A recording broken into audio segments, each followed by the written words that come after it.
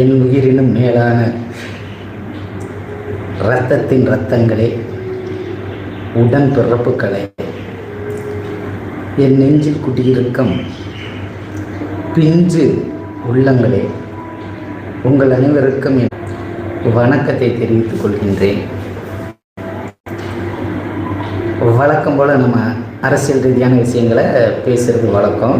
இன்றைக்கும் அதே தான் நம்ம பேச போகிறோம். இந்த திராவிட கட்சிகளை தமிழ்நாட்டில் ஒழிப்பது தான் பாஜகவினுடைய முதன்மையான வேலையாக இருந்துச்சு. அதை எதிர்த்து வீழ்த்துவது என்பது ரொம்ப கடினம் என்பதனால கூடவே இருந்து குழி தோண்டுவது என்பது கொஞ்சம் ஈஸியாக இருக்குங்கிற வகையில் தான் கடந்த பல ஆண்டுகளாக பல தேர்தல்களாக அதிமுகவோட கூட்டணி வைத்து சிறப்பான ஒரு வெற்றியையும் தோல்வியையும் தொடர்ச்சியாக சந்தித்து கொண்டிருந்தார்கள். ஆனாலும் கூட அதிமுகவையும் ஒழிக்க முடியவில்லை, திமுகவையும் ஒழிக்க முடியவில்லை.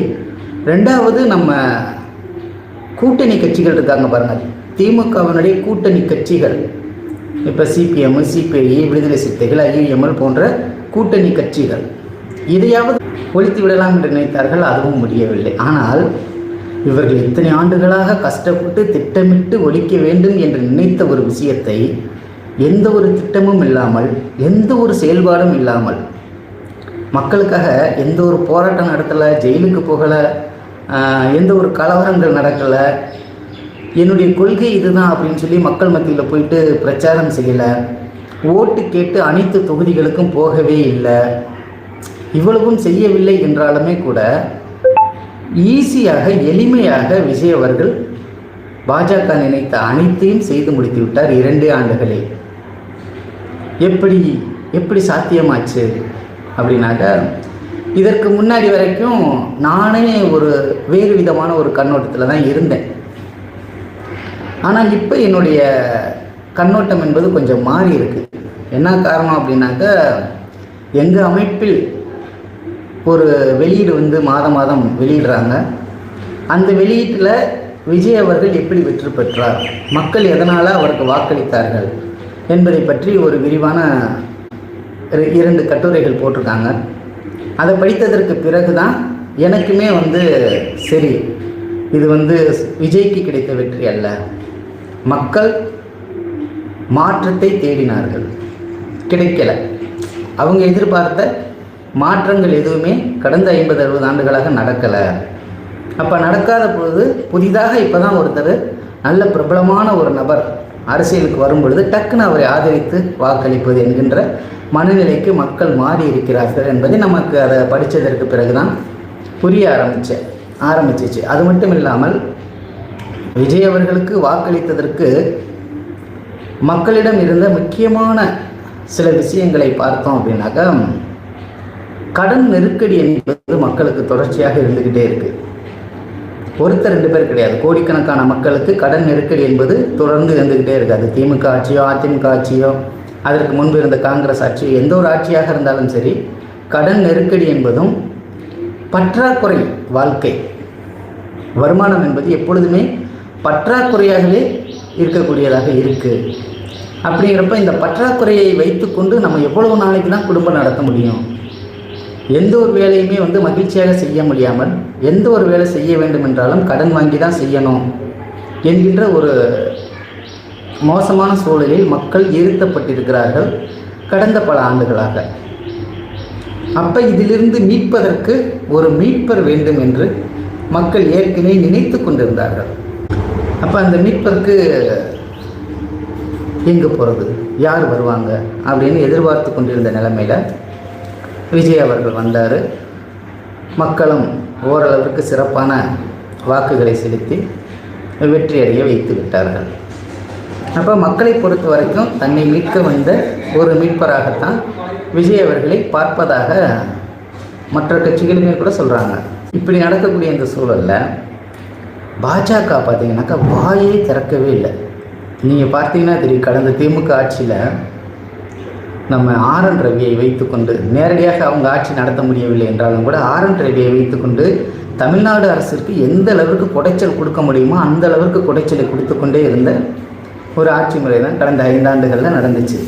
ஒரு முறை கூட ஆளுநர் தன்னுடைய உரையை முழுமையாக படித்து முடிக்காத ஒரு நிலைமையில் தமிழ்நாடு அரசு இருந்துச்சு. ஆனால் இன்றைக்கி பாருங்களேன், பாஜக வந்து வாயே திறக்கவே இல்லை. இன்றைக்கு தமிழ்நாட்டில் பரபரப்பாக ஒரு சம்பவம் என்பது ஒன்று நடந்திருக்கு.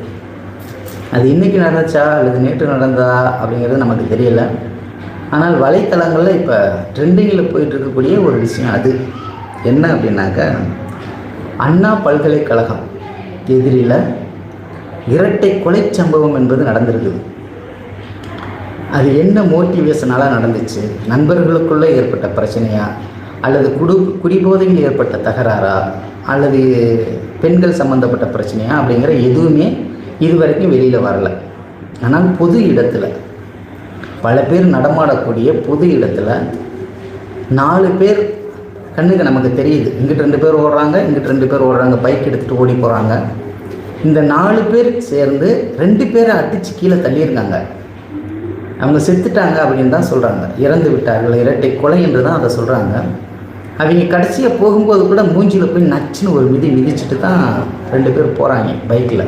இங்கிட்டு 2 பேர், அங்கிட்டு 2 பேர் போகிறாங்க. இந்த சம்பவம் வலைத்தளங்களில் மிகப்பெரிய ஒரு அதிர்வலையை ஏற்படுத்தியிருக்கு. இறந்து போன அந்த 2 பேருமே இளைஞர்கள் தான். அவர்களை கொலை செய்த அந்த 4 பேருமே இளைஞர்களாகத்தான் இருக்காங்க.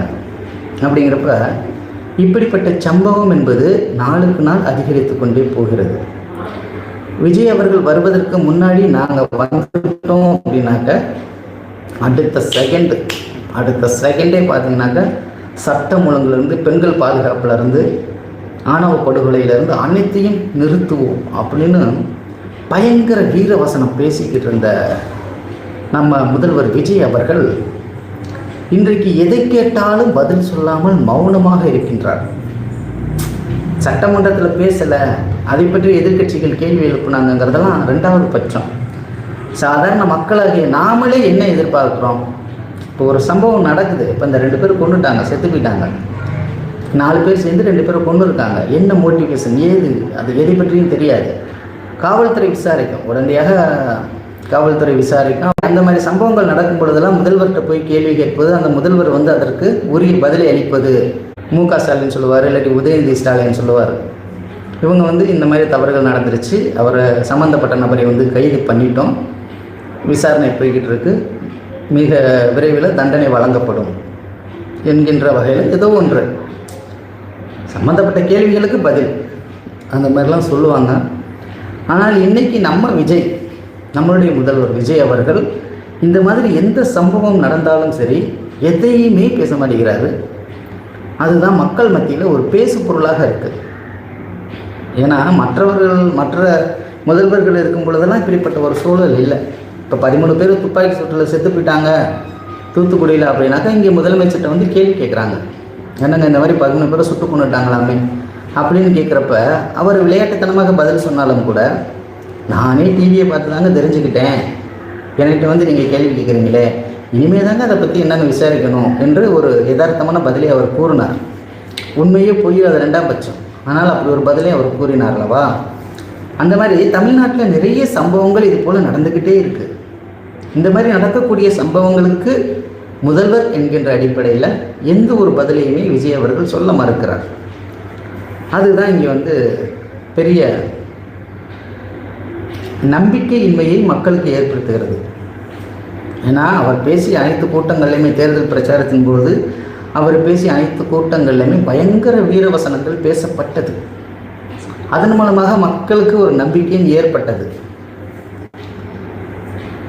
எப்படியா இருந்தாலும் நம்மளை காப்பாற்றுவதற்கு, குழந்தைகளை காப்பாற்ற, பெண்களை காப்பாற்ற, இளைஞர்களை காப்பாற்ற, மக்களை காப்பாற்ற ஒரு மீட்பர் வந்து விட்டார். அந்த மீட்பர் இனிமேல் நம்மளை எந்த ஒரு பிரச்சனையும் இல்லாமல் பார்த்து கொள்வார் என்கின்ற ஒரு நம்பிக்கையை உங்களுடைய பேச்சு, செயல்பாடு, உங்கள் பின்னாடி வந்து குவிந்த மக்களுடைய எண்ணிக்கை எல்லாம் சேர்த்து தீர்மானித்தது. ஆனால் இன்றைக்கு நீங்கள் எதை பற்றியும் பேசாமல் இருக்கிறீர்கள். இந்த இரட்டை கொலை ஒருபுறம் நடந்திருக்கு. இன்னொரு பக்கம் பார்த்தோம் அப்படின்னாக்க, இந்த நீட் தேர்வுக்கு எதிரான மாணவர்கள் போராட்டம் தமிழகம் முழுவதும் பெரிய அளவிலான போராட்டம் நடக்குது. ஆக்சுவலாக இந்த நீட் தேர்வுனால் பாதிக்கப்படக்கூடிய மாணவர்கள் வந்து போராடினாங்களா அப்படின்னாக்கா, அப்படி யாரும் வந்து போராடலை. ஒரு முறை தேர்வு எழுதி அது ரத்து செய்யப்பட்டு மீண்டும் தேர்வுக்கான தேதி அறிவிக்கப்பட்டு தேர்வும் நடந்து முடிந்து விட்டது. ஆனால் இதற்கு இடைப்பட்ட நாட்களில் நீட் தேர்வுக்கு எதிராக பலதரப்பட்ட மாணவர் அமைப்புகள் போராடுறாங்க, பொதுமக்கள் போராடுறாங்க. சரி, அப்படி போராடுறாங்களே, இதே நீட் தேர்வை பற்றி நீங்கள் பேசுனீங்கல்ல, இதே நீட் தேர்வை பற்றி, நீட் தேர்வை நாங்கள் வந்தாக்க இல்லாமல் செய்வோம் என்று ஸ்டாலின் அங்கிள் சொன்னாரே, என்னாச்சு? ஏன் நீட் தேர்வை நீங்கள் ஒழிக்கவில்லை என்றெல்லாம் நீங்கள் மேடையில் ஏறி பேசுனீங்க. எங்களுக்கெல்லாம் ஒரு நம்பிக்கை வந்துச்சு. என்ன நம்பிக்கை அப்படின்னா, சரி, திமுக நம்மளை இவ்வளோ காலமாக ஏமாற்றிருக்காங்க, அதனால தான் நீட் தேர்வை ஒழிக்க முடியலை. நம்ம தளபதி விஜய் அவர்கள் ஆட்சிக்கு வந்தார்னா கண்டிப்பாக நீட் தேர்வை ஒழிப்பார் என்று ஒரு நம்பிக்கையை நீங்கள் விதைத்தீர்கள். ஆனால் அந்த நம்பிக்கை இன்னைக்கு என்னவாயிடுச்சு? போராடக்கூடிய மாணவர்களை போலீஸை கொண்டு அடக்கி ஒடுக்குவது, கைகால்களை முறித்து விடுவது போன்ற வேலைகளை உங்கள் கட்டுப்பாட்டில் இயங்கக்கூடிய காவல்துறை செய்கிறது. சரி, அதை பற்றி ஏதாவது அறிக்கை விட்டீங்களா? திமுக ஆட்சியில் இருக்கும் பொழுதாவது நாங்கள் ஒரு மனதாக அனைத்து கட்சிகளும் ஒருங்கிணைந்து தீர்மானம் போட்டோம். தீர்மானத்தை ஆர்.என். ரவிக்கு அனுப்பணும். அவர் வாங்கி பின்னாடி போட்டுக்கிட்டு கம்முன்னு இருந்துக்கிட்டாரு. மீண்டும் மீண்டும் அனுப்பணும். கடைசியில் கோர்ட் வரைக்கும் போய் கோர்ட்டில் நீங்கள் இவ்வளோ காலம் தாழ்த்தக்கூடாதுங்க, உடனுக்குடன் அவங்களுக்கு பதில் சொல்லணும். அதிகபட்சம் 3 மாதத்துக்குள்ளே நீங்கள் அவங்க அனுப்பக்கூடிய தீர்மானத்திற்கான பதிலை நீங்கள் அனுப்பிடணும். அப்படி இல்லை, உங்களுக்கு அதில் முடிவு எடுக்க முடியலைனாக்கா நீங்கள் கவர்னருக்கு அனுப்பிடணும், யாருக்கு? ஜனாதிபதிக்கு அனுப்பிடணும் என்பதை கோர்ட் ஒரு தீர்ப்பாக சொல்லிச்சு. அந்த அளவுக்கு குறைந்தபட்ச ஒரு செயல்பாடு என்பது பார்க்க முடிஞ்சிச்சு. ஆனால் நீங்கள் வந்ததற்கு பிறகு இப்படி ஒரு சம்பவமே நடக்குது.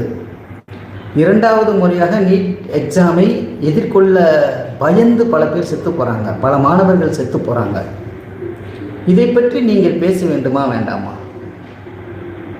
ஏன் பேசலை? ஏன் பேசவே மாட்டேங்கிறீங்களே அப்படிங்கிறது தான் கேள்வியாக இருக்குது. எதை பற்றியுமே பேசுவதில்லை. கேட்டாக்கா நாங்கள் பேச மாட்டோம், எல்லாம் செயல்பாடு தான். சரி, அப்படி செயலையாவது எதையாவது காரணம் தானே தெரியும். செயலும் ஒன்றும் இருப்பதாக தெரியவில்லை. எல்லாம் பழைய திட்டங்கள் இப்போ வேலை நடந்து கொண்டே இருக்கிறது. ஏற்கனவே திமுக ஆட்சியில் போடப்பட்ட பல திட்டங்கள், பல வேலைகள் தொடர்ச்சியாக நடைபெற்று கொண்டிருக்கிறதுங்கிறது மட்டும்தான் தெரியுதே தவிர புதிதாக இவர்கள் எதுவும் செய்யலை. சரி, உடனே செய்ய முடியாது. ஏன்னா எந்த ஒரு வேலையை செய்ய வேண்டும் என்றாலும் அதற்கான ஃபண்டு என்பது நமக்கு தேவையாக இருக்கும். அந்த ஃபண்டு வர வரைக்கும் நம்ம காத்திருந்து தான் அந்த திட்டத்தை அமல்படுத்த முடியுங்கிறது ஓகே தான். ஆனால் இது போன்ற விஷயங்களை நீங்கள் தலையிட்டு பேசுவது என்பது அவசியமான ஒன்றாக இருக்குல்ல. அது ஏன் பேச மாட்டேங்கிறீங்க என்பது தான் இன்றைக்கி மக்களுடைய கேள்வியாக இருக்குது. அது மட்டும் இல்லாமல் இப்படி பேசாமல் மௌனமாக இருப்பதின் விளைவாக மக்கள்கிட்ட ஒரு அதிருப்தியும் ஏற்படுது. என்னடா விஜய் வந்தாக்க நமக்கு அதை செய்வார், இதை செய்வார், அப்படி காப்பாற்றுவார், இப்படி காப்பாற்றுவார் நம்ம நினச்சோம். ஆனால் இன்றைக்கு திமுக ஆட்சியே பரவாயில்ல போலவே என்கின்ற ஒரு சூழலுக்கு மக்களை தள்ளிவிடக்கூடிய வேலைகளைத்தான் இந்த மௌனம் என்பது செய்து கொண்டிருக்கிறது. ஆகையினால் அதை பற்றி விஜய் அவர்கள் கண்டிப்பாக கவனத்தில் கொள்ள வேண்டும். எந்த ஒரு சம்பவம் நடந்தாலும் அந்த சம்பவம் சம்பந்தமாக காவல்துறை மூலமாக என்ன நடவடிக்கை எடுக்கப்பட்டிருக்கிறது, திடீர்னு ஆணையம் அமைப்பது, இது பற்றி விசாரிப்பது, தனிச்சிறப்பு படை அமைப்பது, இந்த மாதிரிலாம் செய்வாங்க தானே. இந்த மாதிரியெல்லாம் அமைக்கப்பட்டிருக்கு. நாங்கள் உடனடியாக குற்றவாளியை கைது பண்ணிடுவோம், பிடிச்சிருவோம், தண்டனை வழங்கிடுவோம் அப்படிங்கிற மாதிரி ஏதோ ஒரு அறிக்கையை நீங்கள் சொல்லிக்கொண்டே இருக்க வேண்டும். இல்லை என்றால் அடுத்த தேர்தலில் நீங்கள் மண்ணை கவ்வி விடுவீர்கள் என்பதை நான் எச்சரிக்கையாக முன்வைக்க விரும்புகிறேன்.